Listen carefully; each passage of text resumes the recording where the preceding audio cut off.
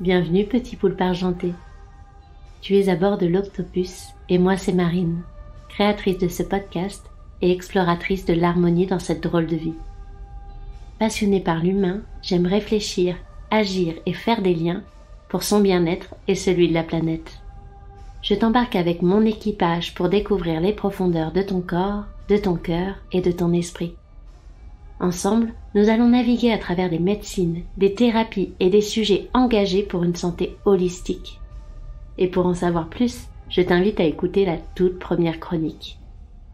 Alors c'est parti, mettons les voiles pour devenir acteurs de notre bonheur. Ah, et dernier message avant de prendre le large. The Octopus a besoin de tes tentacules pour continuer son voyage. Alors si tu apprécies ce podcast, merci de le suivre sur les réseaux sociaux, de t'abonner sur ta plateforme préférée, mais aussi d'offrir des étoiles ou des commentaires sur Apple Podcast. Belle et douce traversée.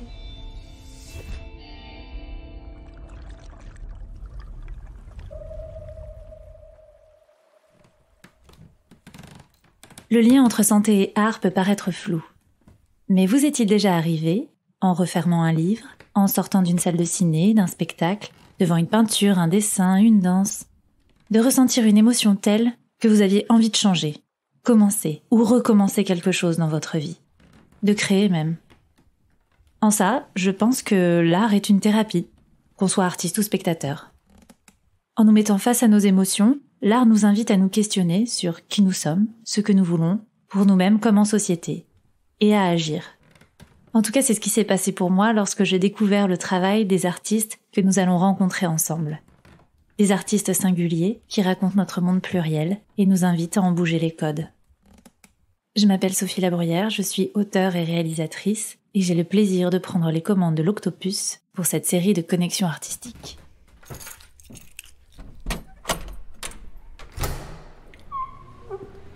Alors, aujourd'hui, on va retrouver Laurence Higues-Despointes. J'ai rencontré Laurence en 2019 à l'International Cleantech Week. C'est un salon qui met en lumière les innovations écologiques et responsables, sur lequel je réalisais des reportages. C'est un événement qui est initié par Denis Auro, que j'embrasse évidemment au passage. Et ça se déroulait pendant une semaine sur le magnifique lac d'Annecy. Voilà, donc c'était l'occasion de rencontrer des startups, des élus et des artistes, dont Laurence, qui exposait ses magnifiques sculptures de mammifères marins. Et ça a été clairement un coup de foudre en fait. À l'époque, j'étais pas encore vraiment sensibilisée à l'univers des océans. C'était un monde qui m'était encore étranger. Et j'ai vraiment été happée par ces sculptures si réalistes, imposantes et émouvantes. Alors tous les jours, je venais les voir. L'occasion d'une pause et de papoter avec Laurence. Si bien qu'on a gardé contact et que quand j'ai commencé ces connexions artistiques pour The Octopus, il m'a paru évident de lui proposer cette interview. Donc, je suis vraiment très très contente qu'elle ait accepté parce que je la sais très timide et donc je l'en remercie encore. Nous sommes en février, je suis à Paris, il ne fait pas froid du tout et je suis bientôt arrivée.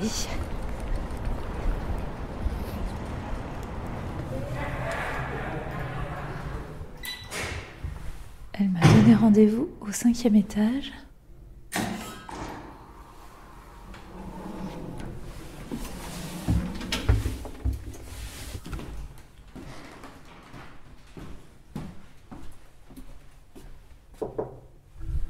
Coucou Laurence.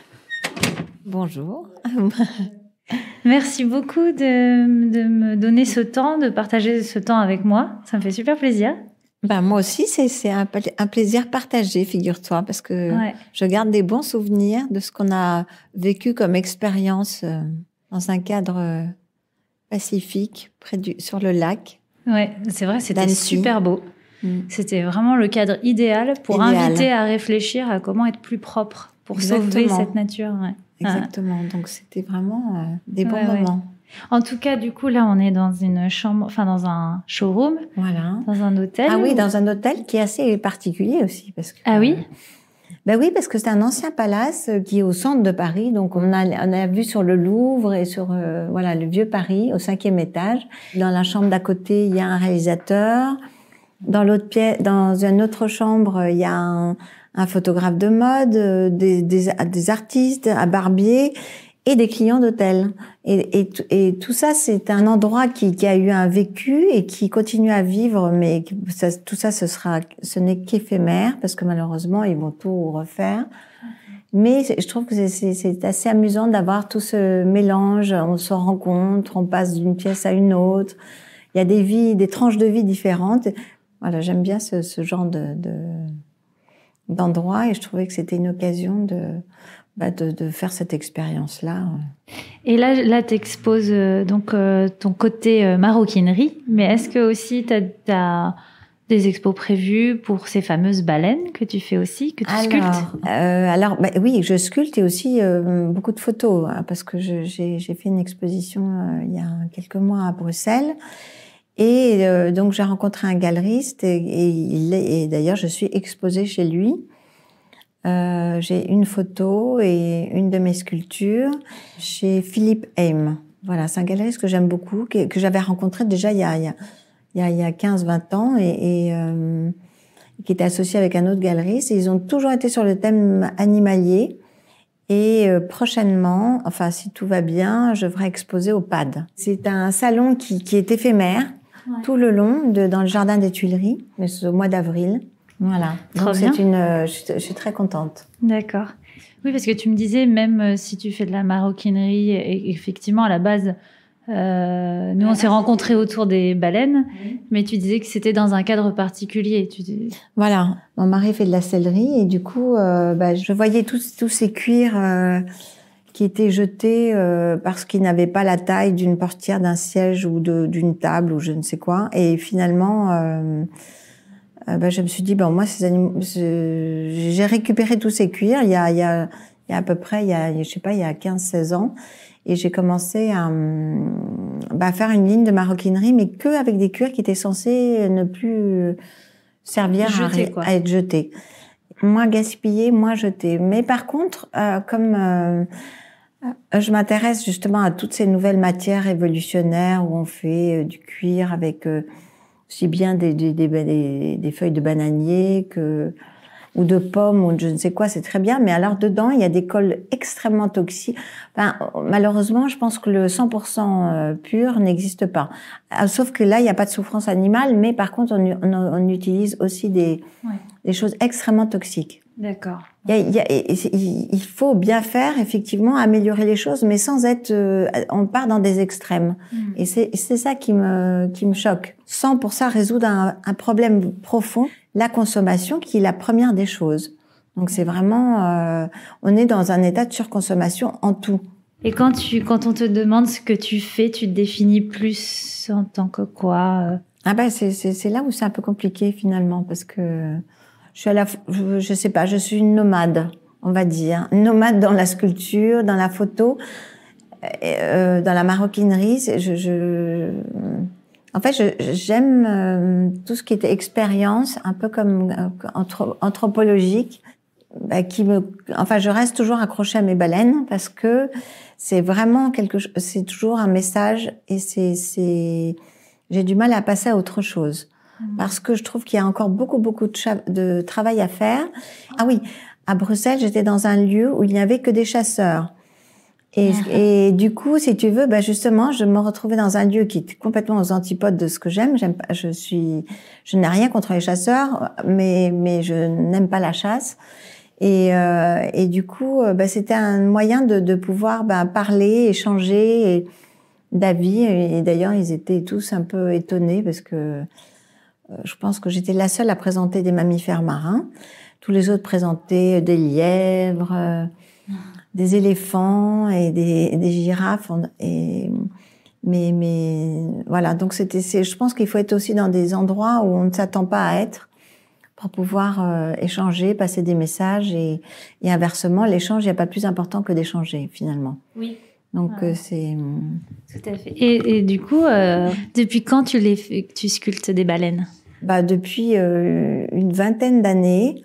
C'est un parcours où je n'étais pas toute seule, évidemment, parce que l'artiste majeur a été mon mari, qui est décédé maintenant et qui, lui aussi, il était assez incroyable parce qu'il faisait aussi des bijoux, il faisait de la sculpture, il faisait beaucoup de choses complètement différentes les unes des autres.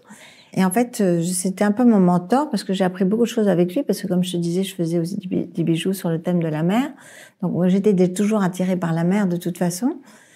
Et du coup, on a commencé ensemble. Et toutes les techniques qu'on utilisait avant, qui étaient des techniques toxiques, j'ai tout changé pour pouvoir prendre justement des matériaux qui maintenant n'ont plus cet impact comme autrefois, enfin, et que d'ailleurs qui sont encore très utilisés, comme des résines polyester, etc.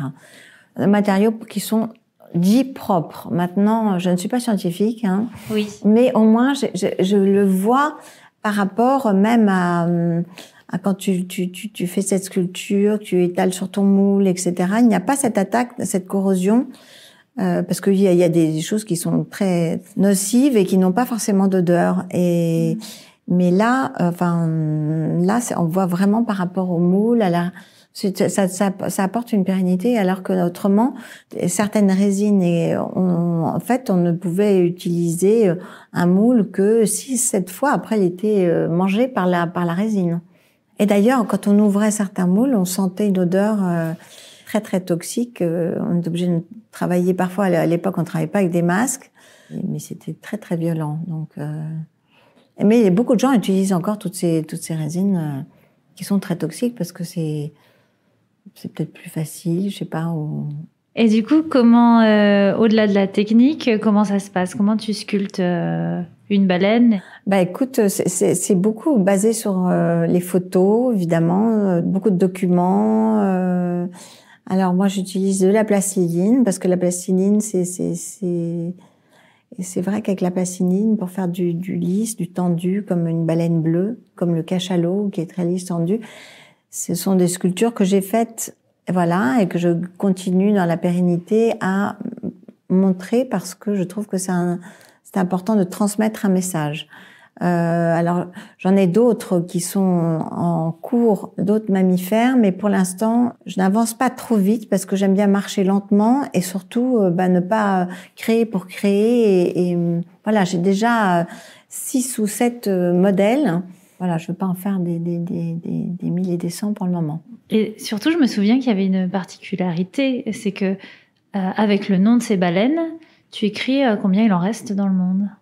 Oui, exactement. Donc, il y avait la baleine franche qui est la plus en voie de disparition. Mais en ce moment, on en voit beaucoup sur Instagram. Je vous recommande d'aller regarder parce que c'est très touchant. On voit des baleines franches qui s'amusent à jouer avec des surfeurs qui sont sur des planches et qui sont des baleines très lentes, très douces. On dit que la baleine à bosse aussi, dite jubarte, elle a 2 noms. C'est la baleine que l'on voit le plus parce que c'est une baleine très joueuse qui s'approche souvent des bateaux. C'est celle qui est le plus filmée. Et elle, on dit par contre qu'elle se reproduit énormément. Et il y a eu d'ailleurs une qui s'est échouée sur nos côtes, alors que c'est complètement anormal. Il y en a une autre encore qui s'est échouée il y a pas longtemps, un cachalot. Et on va avoir de plus en plus de baleines désorientées. Parce qu'il faut savoir qu'à l'heure actuelle, où c'est une guerre sous-marine en ce moment, là, les Chinois, les Américains et les Russes, enfin tout ça, il y a des sonars partout, et c'est une guerre dont on ne parle pas, mais qui est très dangereuse. Là, la planète est en danger, je pense. Et là, il va y avoir beaucoup d'échouages et beaucoup d'animaux désorientés qui vont mourir parce que leur tympan explose. C'est une cacophonie épouvantable et ils n'ont plus de repères. Oui, donc entre les mouvements sous-marins et puis j'imagine aussi le bruit de nos infrastructures, de nos bateaux de pêche, etc. Voilà. Et on rajoute des éoliennes en plus, donc c'est une explosion sous-marine. Enfin, et la pollution. Et la plus grande pollution, c'est la pollution sonore et la pollution des filets de pêche, qui sont dramatiques. Et quand on voit à quel point on affame tous ces pays africains qui ont une pêche équitable, alors que on voit des bateaux chinois qui passent, qui raclent tous les fonds, qui détruisent tout. Alors ça paraît très pessimiste tout ça, mais malheureusement c'est une triste réalité et c'est vrai que c'est. Et c'est pour ça que tu as à cœur de et c'est pour ça que j'ai à cœur de les mettre en avant toujours. C'est toujours mon message premier, c'est ça. Et oui, parce que finalement tu as une dimension écologique à la fois dans le fond et dans la forme quand tu fais ces baleines. En quoi c'est important pour toi ces messages-là? Là, je suis en accord avec avec ce que je fais. C'est un message qui est complet là pour le coup. Et avant le confinement, je voulais faire le tour du monde. Je voulais partir en Australie. Je voulais partir dans tous les pays où les baleines passent et organiser via soit des galeries, soit des associations. J'étais très tentée de contacter Sea Shepherd, mais c'était un projet qui s'est arrêté là. Et encore, les pays sont encore très fermés, surtout en Australie, surtout. Dès qu'on est un petit peu, finalement, ça touche au militantisme, dès qu'on parle de ces sujets, et du coup, soit ça fait peur, soit ça énerve, parce que ça dérange. Exactement. C'est pour ça que le militantisme, si on le fait peut-être par des biais un peu détournés, c'est-à-dire par une expo, à ce moment-là, ça passe mieux. Parce que finalement, les gens viennent parce que c'est une exposition avec d'autres artistes, etc., qui sont pas forcément eux militantistes ou quoi que ce soit. Et à ce moment-là, ça peut peut-être toucher d'autres personnes qui ne seraient peut-être pas sensibles à ça et qui le deviendront peut-être. Oui, finalement, ça touche à une réponse de à quoi sert l'art. Oui. Voilà, l'art de toute façon remet en question quoi que ce soit. L'art, même devant l'abstrait, les gens parfois sont interpellés, leur interpellation cherche dans l'art imaginaire. Là, il n'y a pas rien n'est abstrait, tout est figuratif. Mais l'art transmet énormément de choses. Alors il y a l'art très marketing aussi, mais ça transmet aussi un état de vie actuel. Voilà. Alors il y a plusieurs formes d'art. C'est un peu comme notre façon de penser d'ailleurs. D'une minute à l'autre, on peut avoir toutes ces facettes. Et qu'est-ce qu'elles représentent pour toi, ces baleines? Elles représentent tellement de choses. Elles représentent beaucoup de choses. D'abord, c'est l'intelligence de cet animal, la douceur de ces animaux. Ce sont des animaux qui ont une sensibilité, une intelligence.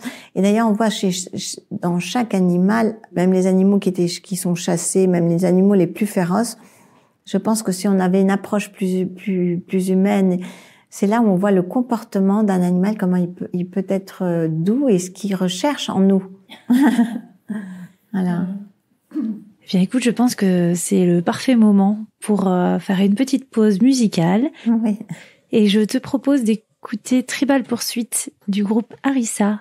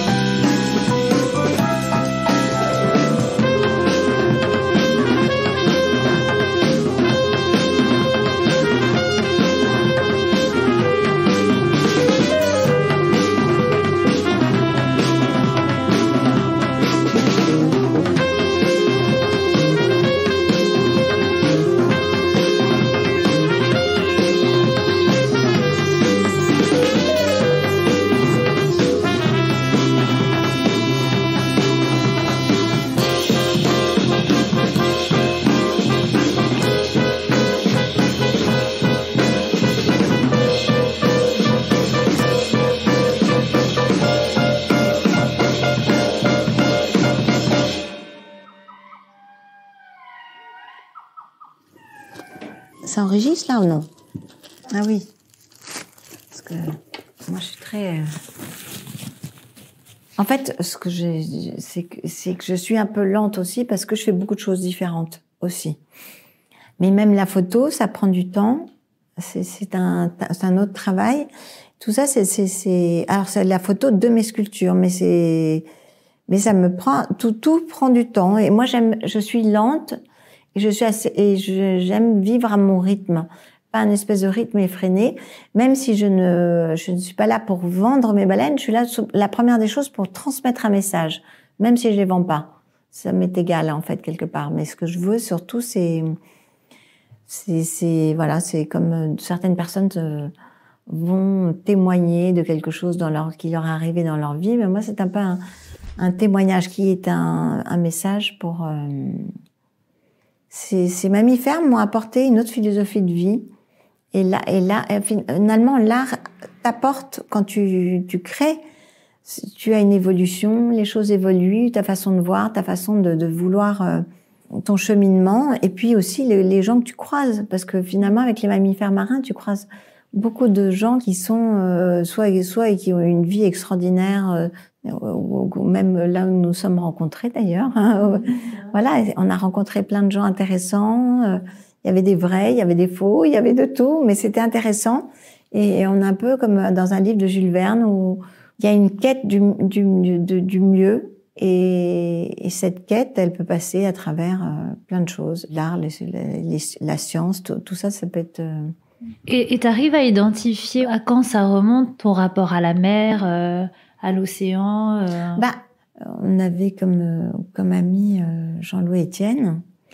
Et il avait un bateau qui s'appelait Antarctica.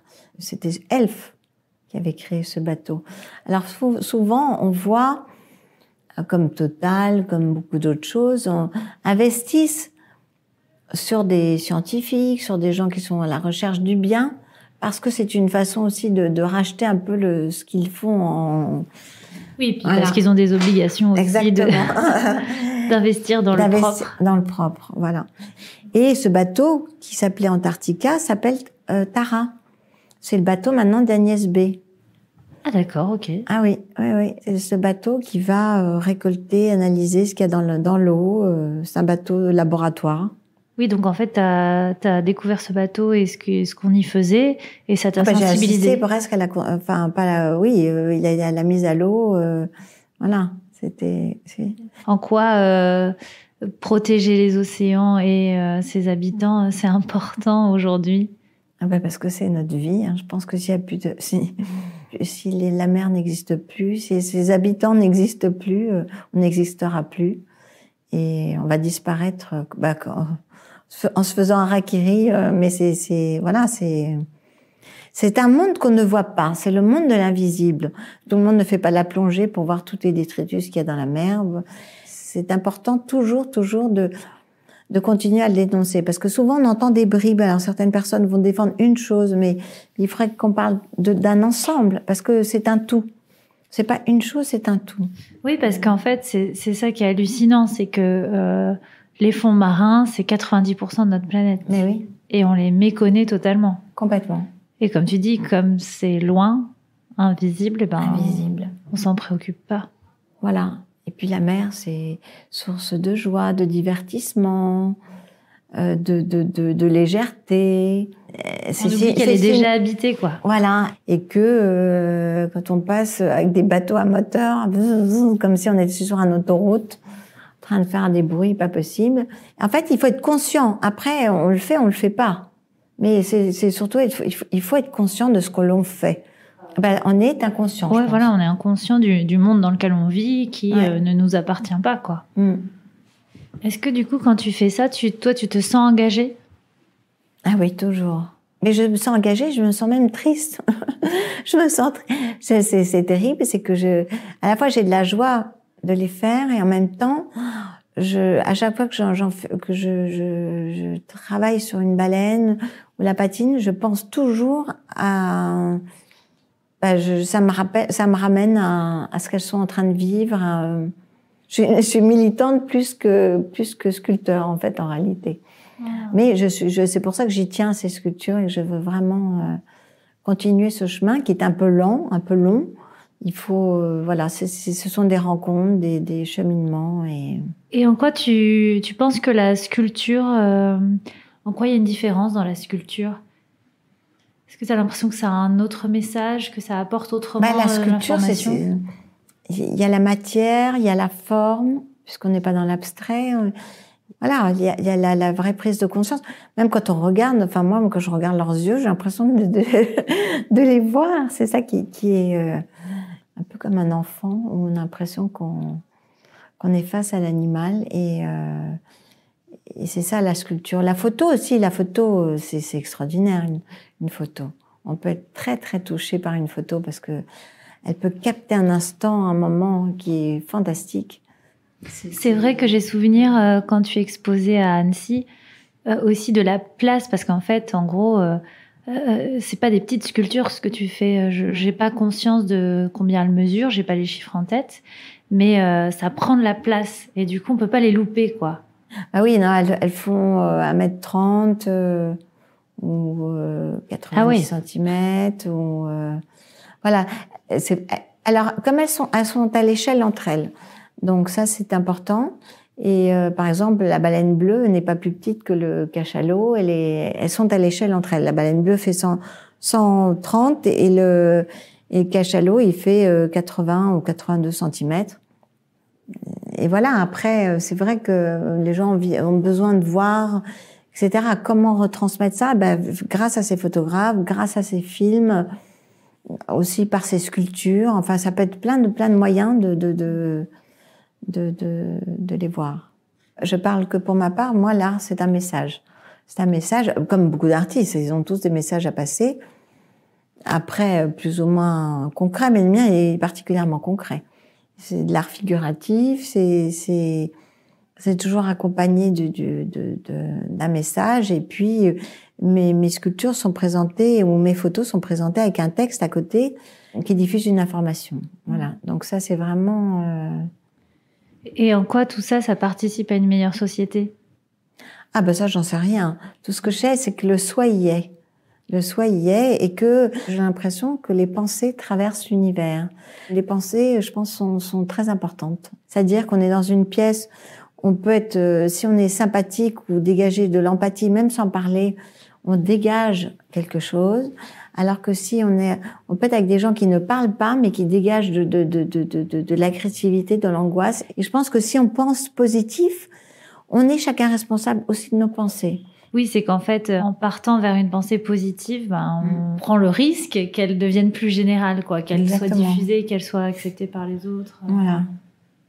Si une personne qui voyait un jour une de tes baleines, si tu voulais provoquer quelque chose en elle, un mouvement, une décision, t'aimerais que ce soit quoi?